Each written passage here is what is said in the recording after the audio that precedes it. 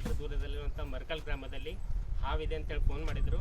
ನೋಡ್ರಿ ಯಾವ ರೀತಿ ಯಾವ್ದು ಹಾವು ಅಂತೇಳಿ ತಿಳಿಸ್ತೀನಿ.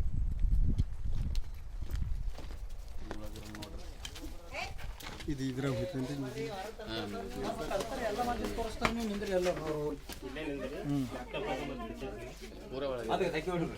ಡಬ್ಬಿ ಸಂಧ್ಯಾ ಕದ ಸೈಡ್ ಆಗ್ರಿ ಜರ ಈ ಕಡೆ ಆಗೋದಿಲ್ಲ ಡಬ್ಬಿ ಆಚೆ ಕದ ನೋಡ್ರಿ. ಸರಿ ಸರಿ, ಈ ಡಬ್ಬಿ ಕೆಳಗೆ ಡಬ್ಬಿ ತೆಗೆದು ನೋಡ್ತೀನಿ.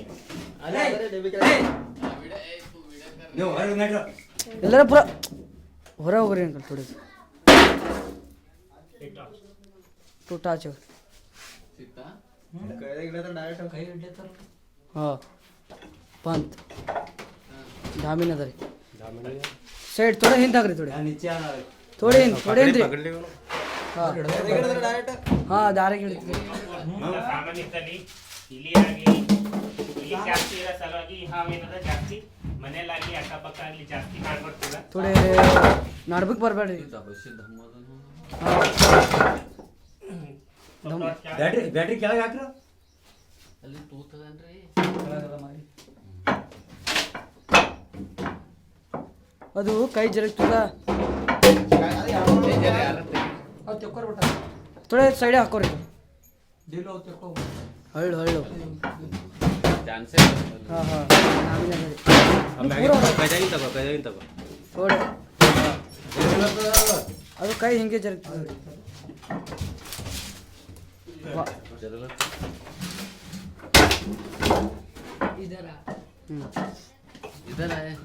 आराम से इंद्र इंद्र थोड़ी हिंद आ थोड़े हिंद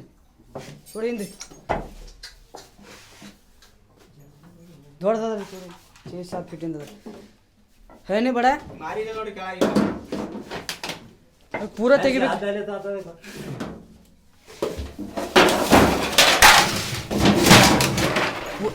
तू इंदाग्री थोड़े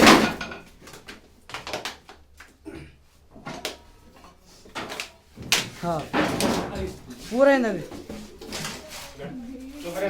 नूरा पर अरे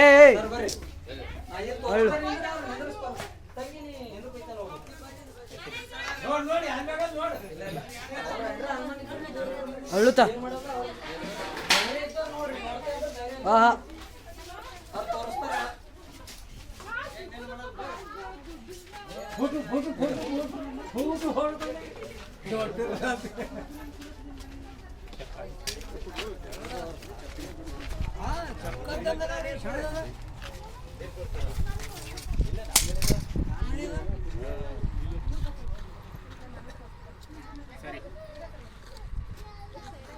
कवर ले लो कवर है पूरा सबका ले ले पब्लिक का जरा फोटो ಇದು ಕಚ್ಚಲ್ ಬಿ ಅವರಿಗೆ ಅದು कोई कोई ತಿಂತಾರೆ ಅಲ್ಲ ಪಲೆ ಮಾಡಿ ಉಂಡ್ರೆ ಏನಾಗಲ್ಲ ಇದಕ್ಕೆ ಕನ್ನಡದಲ್ಲಿ ಕೆರೆ ಹಾವು ಅಂತಾರ, ಇಂಗ್ಲೀಷ್ ಒಳಗೆ ಇಂಡಿಯನ್ ರ್ಯಾಟ್ ಸ್ನೇಕ್ ಅಂತೇಳಿ, ಹಿಂದಿ ಒಳಗೆ ಧಾಮೀನ್ ಅಂತೇಳಿ, ಅದು ಹಿಂದಿ ಒಳಗೆ ಗೋಡ ಪಚಡ್ ಅಂತಾರೆ, ಮರಾಠಿ ಒಳಗೆ ಧಾಮೀನ್ ಅಂತೇಳಿ ಕರೀತಾರೆ.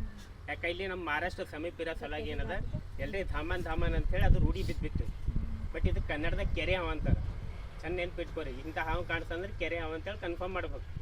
ಹುಚ್ಚುಚ್ಚು ಮಾಡಿ ನಾಗರ ಹೌದು ಅಂತೇಳಿ ತಿಳ್ಕೊಳಕ್ಕೆ ಹೋಗ್ಬೇಕು. ಮತ್ತು ಇನ್ನೊಂದು ಮಾತು, ಈ ಹಾವು ಎಷ್ಟು ಉಪಯೋಗ ಅದ ರೈತನಿಗೆ ಅಂತಂದ್ರೆ, ಇದೇ ಹಾವು ಅಂತಿಲ್ಲ, ಎಲ್ಲ ಹಾವಿನದ ರೈತನಿಗೆ ಉಪಯೋಗ ಅದ. ಯಾವ ರೀತಿ ಅಂತಂದ್ರೆ, ಈಗ ನೀವು ಹೊಲ್ದಾಗ ಬೀಜ ಬಿತ್ತನೆ ಮಾಡ್ತೀರಿ, ಬಿತ್ತನೆ ಮಾಡಿದಾಗ ಇಲಿ ಏನು ಮಾಡ್ತಾ ಇಲ್ಜೇಬಾತು ಎಲ್ಲ ಬೀಜ ಆಗದೆ ಏನು ಮಾಡ್ತದ, ಎಲ್ಲ ಕೆದ್ರೆ ಏನು ಮಾಡ್ತೀವಿ ಬೀಜ ತಿಂದು ಬೆಳೆ ಎಲ್ಲ ಹಾಳು ಮಾಡ್ತದೆ. ಆ ಬೆಳೆ ಹಾಳು ಆಗಬಾರ್ದು ಅಂತೇಳಿ ಪ್ರಕೃತಿ ಏನು ಮಾಡ್ತಾ ಈ ಹಾವಿಗೆ ರಚನೆ ಮಾಡಿ. ಇದು ಹಾವು ಏನು ಮಾಡ್ತದೆ ಅಂತಂದ್ರೆ, ಇಲಿ ತಿಂದು ತನ್ನ ಹೊಟ್ಟೆನೂ ತುಂಬಿಸ್ಕೋತದ, ಪ್ರಕೃತಿನೂ ಸಮತೋಲನೂ ಆಗಿಡ್ತದ. ಮತ್ತೇನಪ್ಪ ಅಂದ್ರೆ ರೈತನಿಂದ ಆಹಾರ ನಮಗೂ ಸಿಗ್ತದ, ಅದು ಊಟ ಮಾಡಿ ನಾವೊಬ್ಬ ಜೀವನದ ಮುಂದುವರ್ಸ್ಕೊಂಡು ಹೋಗ್ತೀವಿ. ಈ ಹಾವಿನಿಂದ ಇಷ್ಟೊಂದು ಉಪಯೋಗ ಅದ. ಮತ್ತು ಹಾವಿನ ವಿಷಲಿಂದ ಏನೇನು ಉಪಯೋಗ ಅದ ಅಂತಂದ್ರೆ, ಹಾವಿನ ವಿಷಲಿಂದ ಆ್ಯಂಟಿವೆನಮ್ ರೆಡಿ ಆಯಿತು, ಮತ್ತು ಹಾವಿನ ವಿಷಲಿಂದ ಪೇನ್ ಕಿಲ್ಲರ್ ಟ್ಯಾಬ್ಲೆಟ್ ರೆಡಿ ಆಯಿತು. ಹಾವಿನ ವಿಷಲಿಂದ ಹಾರ್ಟ್ ಇದ್ದವನಿಗೆ ಅದು ಇಂಜೆಕ್ಷನ್ ರೆಡಿ ಆಗ್ತದೆ. ಕ್ಯಾನ್ಸರ್ನೂ ಕಂಡು ಹಿಡಿಬೋದು ವಿಷಲಿಂದ. ಅಷ್ಟು ಉಪಯೋಗದ ಹಾವಿನಿಂದ. ಬಟ್ ಜನರಿಗೆ ಏನದ ಅಂತಂದ್ರೆ ಬರೀ ಹಾವು ಅಂದ್ರೆ ವಿಷಕಾರಿ ಅಂತ ಹೇಳಿ ಅಷ್ಟೇ ಗೊತ್ತು. ಅದೇ ಇಲ್ಲ ವಿಷಕಾರಿ ಅದೇ ಇಲ್ಲ ನೋಡ್ರಿ ಕೇಳ್ರಿ, ಎಲ್ಲಾ ಹಾವಿನ ವಿಷ ಇರಲ್ಲ. ಈಗ ಇಷ್ಟೊಂದು ಜನ ಇದ್ದೀರಿ, ಎಲ್ಲರಿಗೂ ಒಂದೇ ಗುಣ ಅದೇನು? ಒಂದೇ ಗುಣ ಅದೇನು? ಬೇರೆ ಬೇರೆ ಅದ. ಅದೇ ರೀತಿ ಹಾವಿನ ಪ್ರಜಾತಿ ಒಳಗ ವಿಷ ಇದ್ದಿಂದು ವಿಷ ಇಲ್ದು ಪ್ರಜಾತಿಗಳು ಅವದು. ವಿಷ ಇದ್ದಿದ್ದು ನೋಡ್ರಿ 4 ಹಾವು ಅದ. ಒಂದು ನಾಗರ ಹಾವು, ಒಂದು ಕಟ್ಟು ಹಾವು, ಒಂದು ಗರಗಸ ಮಂಡಲ, ಒಂದು ಕೊಳಕು ಮಂಡಲ ಅಂತೇಳಿ. ಲೋಕಲ್ ಭಾಷೆದಾಗ ಏನಂತಾರೆ, ಗ್ರಾಮೀಣದಾಗ ಅಡ್ಡಾವ್ ಅಂತೀವಿಲ್ಲ, ಸೋಯಾ ಗಿಡದಾಗ ಒಣ ಹುಲ್ಲು ಪ್ಲಾವಿಡ್ ಅಂತ ಜಾಗದಾಗ ಜಾಸ್ತಿ ವಾಸ ಆಗ್ತದೆ. ಅದು ಫಡ್ಡವ. ಅದು ಏಷ್ಯಾ ಖಂಡದ 2ನೇ ಅತ್ಯಂತ ವಿಷಕಾರಿ ಹಾವು. ಅದ್ರಾಗ ಹಿಮೋಟಾಕ್ಸಿಕ್ ವಿಷ ಇರ್ತದೆ. ಅದು ಸೋಯಾ ಗಿಡದಾಗೆ ಜಾಸ್ತಿ ಕಾಣ್ಬಾರ್ದು. ಈ ಚಳಿಗಾಲನಾಗ ಅದ್ರ ಸೀಸನ್ ಅದ ಬರೋದು. ಸೋಯಾ ಎಲ್ಲರೂ ಬಿತ್ತನೆ ಮಾಡಿ ಅಂತ ಜರ ಕೇರ್ಫುಲ್ ಆಗಿ ಹೊತ್ತಾಗ ಹೋಗಿ.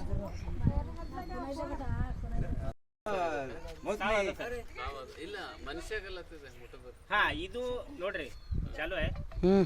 ಇದು ಹಾವು ಕಡಿದ್ರೆ ನಿಮ್ಗೆ ಯಾವುದೇ ರೀತಿ ಜೀವಕ್ಕೆ ಹಾನಿ ಇಲ್ಲ.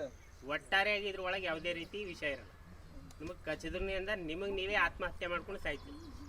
ಹೆಂಗಂತ ನೀವೇ ಎದಿ ಹೊಡೆದು ಹೋಯ್ತಿರಿ ಮ್ಯಾಲ.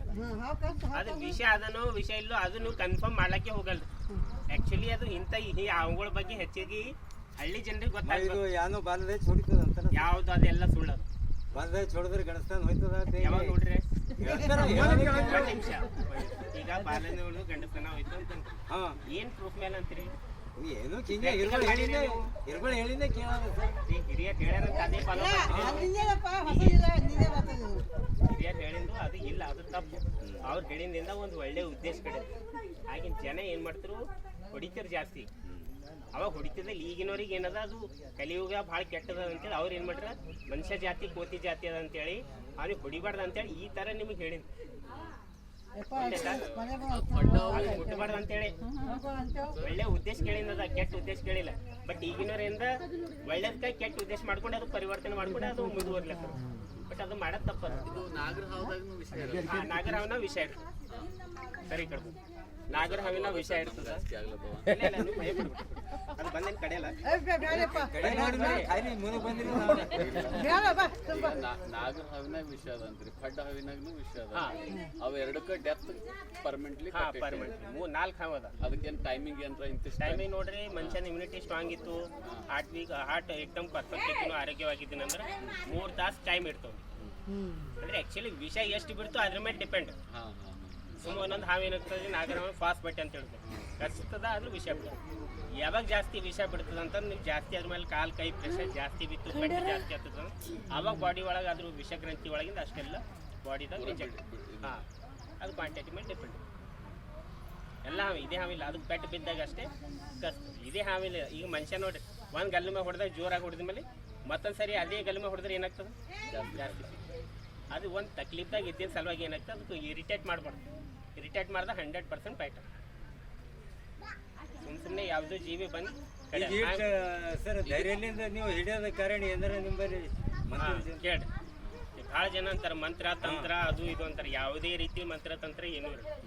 ನೀವು ಒಂದು ಈಗ ನಿಮ್ಮಲ್ಲಿ ಪ್ರಾಣಿ ಅದ, ಎಮ್ಮೆ ಅದ, ಆಕಳದ ಏನು ಅದ, ನೀವು ಅದಕ್ಕೆ ಯಾವ ಥರ ಹ್ಯಾಂಡಲ್ ಮಾಡ್ತೀರಿ? ಯಾವ ಥರ ಹ್ಯಾಂಡಲ್ ಮಾಡ್ತೀರಿ ಹೇಳಿ? ಅದು ಏನು ಹೊಡೆಯೋದು ಬಿಡೋದು ನೀವು ಯಾವ ಥರ ಹ್ಯಾಂಡಲ್ ನೀವು ಹ್ಯಾಂಗೆ ಹ್ಯಾಂಡಲ್ ಮಾಡ್ತೀರಿ? ಏನು ಮಾಡ್ರಿ? ಕೇಳ್ರಿ, ಈ ಎಮ್ಮೆ ಅದ, ಆಕಳದ ಹಾಲು ಕುಡಿಯೋ ಟೈಮ್ ನಿಮ್ಗೆ ಗೊತ್ತು. ಯಾವ ಟೈಮಿಗೆ ಕುಡ್ತದೆ, ಯಾವ ಟೈಮಿಗೆ ಹುಲ್ ತಿಂತದ, ಯಾವ ಟೈಮಿಗೆ ಹೊರಗೆ ಹೋಗ್ಲಿಕ್ಕೆ ಇಚ್ಛದ ಅಂತ ಹೇಳಿ ನಿಮ್ಗೆ ಗೊತ್ತು. ಅದೇ ರೀತಿ ಹಾವಿಂದ ಏನದ ಒಂದು ಟೆಕ್ನಿಕ್ ಇರ್ತದೆ. ಯಾವ ಥರ ಹಿಡಿಬೇಕು, ಯಾವಾಗ ಹಿಡಿದ್ರೆ ಕಚ್ತದ, ಯಾವಾಗ ಕಚ್ಚಲ್ಲ, ಯಾವ ಟೈಪ್ ಹಿಡಿಬೇಕು, ಇದ್ರ ಅನುಭವ ನಿಮ್ಗೆ. ಸುಮ್ಮನೆ ಕಚ್ಚ ಪಾಯಿಂಟ್ಗಳವ ಕರೆಕ್ಟ್ ಅವ. ಮತ್ತೆ ಏನು ಮಂತ್ರ ಶಕ್ತಿ ಏನೂ ಇಲ್ಲ, ಏನಿಲ್ಲ. ಮಂತ್ರ ತಂತ್ರ ಎಲ್ಲ ಉಪಯೋಗ ಆಗಿದ್ದು ಮನುಷ್ಯನಿಗೆ ಒಬ್ಬನಿಗೆ, ಪ್ರಾಣಿಗಳಿಗೆ ಉಪಯೋಗ ಇಲ್ಲ. ಏನಂದ್ರೆ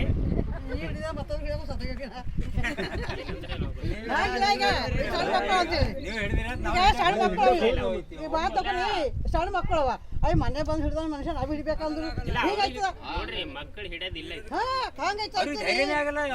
ಯಾಕ ಅದ್ರ ಬಗ್ಗೆ ನಾವು ಎಜುಕೇಶನ್ ಅದ್ರ ಬಗ್ಗೆ ಓದಿದ್ದದ, ಎಲ್ಲ ಸ್ಟಡಿ ಮಾಡಿ ಅದ್ರ ಬಗ್ಗೆ ಮಾಹಿತಿ ಅದಂತ ನಾವು ನಿಮ್ಗೆ ಇನ್ಫಾರ್ಮೇಶನ್ ಕೊಡ್ಲತ್ತೀವಿ.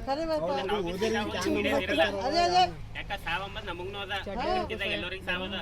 ಬಟ್ ಅದು ಉಪಯೋಗ ಏನದ ಅಂತೇಳಿ ಅದು ತಿಳ್ಕೊಬೇಕು. ಹಾವಿಲಿಂದ ಬಹಳಷ್ಟು ಉಪಯೋಗ ಅದ. ಬಟ್ ಎಲ್ಲಕ್ಕಿಂತ ವಿಷಕಾರಿ ಇರೋದು ಮನುಷ್ಯ ಒಬ್ಬನೇ.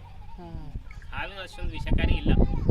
ಹಾವೇನದ ತಂದು ಸೇಫ್ಟಿ ಸಲುವಾಗಿ ತಂದು ಪ್ರಕೃತಿ ಬ್ಯಾಲೆನ್ಸ್ ಇಡೋ ಸಲುವಾಗಿ ಈ ಹೊಲದಾಗ ಹೋಗ್ಯದಪ್ಪ ಇಲ್ಲೇ ಹೋಗೋಣ ಹೌದಿಲ್ಲ ಅಂತ ಆ ಜಾಗದಲ್ಲಿ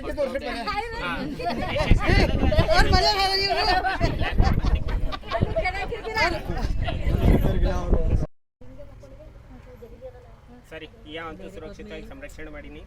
ಇದು ಈ ಹಾವಿನ ಸುರಕ್ಷಿತವಾಗಿ ಪ್ಯಾಕ್ ಮಾಡಿ ಇದರದ್ದೇ ಆದಂಥ ಒಂದು ಅರಣ್ಯದಲ್ಲಿ ಬಿಡ್ತೀನಿ.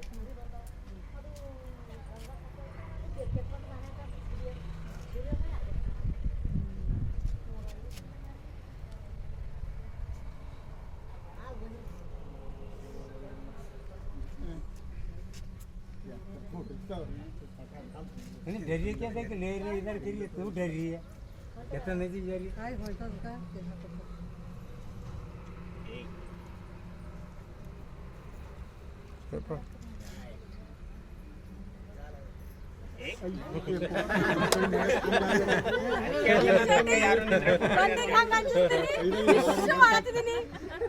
ಮಂದಿಗಾದ್ರೆ ಇಂಗ್ಲಿಷ್ ಅನ್ಕೊಳಾದ್ರೆ ಸುಮ್ಮನೆ ಕೊಡ್ರಿ ಅಂತ ಇಲ್ಲ ಈಟೆ ಕೈ ಜಾಯಿ ಉಳಿದು ಅದರಿಂದ ಹೊರಗಾರಿ ಸಾಮ್ ತಗೋದ ಬೇಕ್ರಿ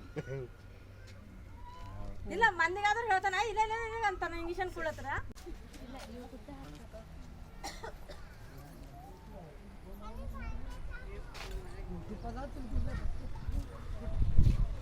ಮರ್ಕಲ್ ಗ್ರಾಮದಲ್ಲಿ ಹಿಡಿದಂತಹ ಈ ಕೆರೆ ಹಾವನ್ನು ಸುರಕ್ಷಿತವಾದಂತಹ ಈ ಅರಣ್ಯದಲ್ಲಿ ಸುರಕ್ಷಿತವಾಗಿ ಬಿಡ್ತಾ ಇದ್ದೀನಿ.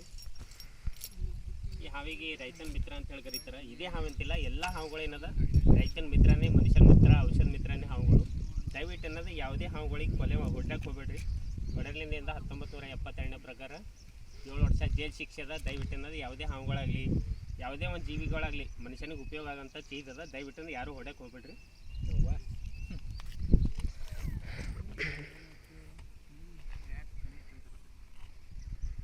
ಇದಕ್ಕೆ ಕನ್ನಡದಲ್ಲಿ ಕೆರೆ ಹಾವು, ಇಂಗ್ಲೀಷ್ ಒಳಗೆ ಇಂಡಿಯನ್ ರ್ಯಾಟ್ ಸ್ನೇಕ್ ಅಂತ ಹೇಳಿ ಕರೀತಾರೆ, ಹಿಂದಿ ಒಳಗೆ ಗೋಡ ಪಚಡು, ಮರಾಠಿ ಒಳಗೆ ಧಾಮಿನ್ ಅಂತ ಹೇಳಿ ಕರೀತಾರೆ. ದಯವಿಟ್ಟು ಅನ್ನೋದು ಯಾರೋ ಹಾವುಗಳನ್ನು ಹೊಡೆಯಬೇಕು. ಈ ಹಾವು ಸುರಕ್ಷಿತ. ಈಗ ಕೆಲವೊಮ್ಮೆ ಕಲರ್ ಒಂದೇ ಕಲರ್ ಇಲ್ಲ, 6 ಟೈಪ್ಸ್ ಕಲರ್ ಅವ. ಗೋಲ್ಡನ್ ಕಲರು, ಈ ಕಲರ್ ಒಂದು, ಗ್ರೇ ಕಲರ್ ಒಂದು, ಮತ್ತು ಇದ್ರೊಳಗೆ ಒಂದು ಸ್ವಲ್ಪ ಬ್ರೌನ್ ಕಲರು, ರೆಡ್ ಶರ್ಟ್ನಾಗ ನಾವು ಕಲರ್ ಬರ್ತದೆ. ಮತ್ತು ಇದ್ರೊಳಗೆ 6 ನಮ್ನ ಕಲರ್ ತಗೋತದೆ. ಹಿಂದೆ ತಿರುಗಾದ್ರೆ ಯಾವ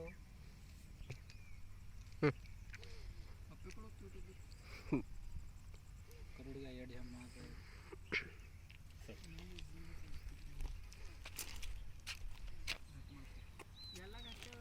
ಈ ಕಡೆ ಹೋಗಲೇ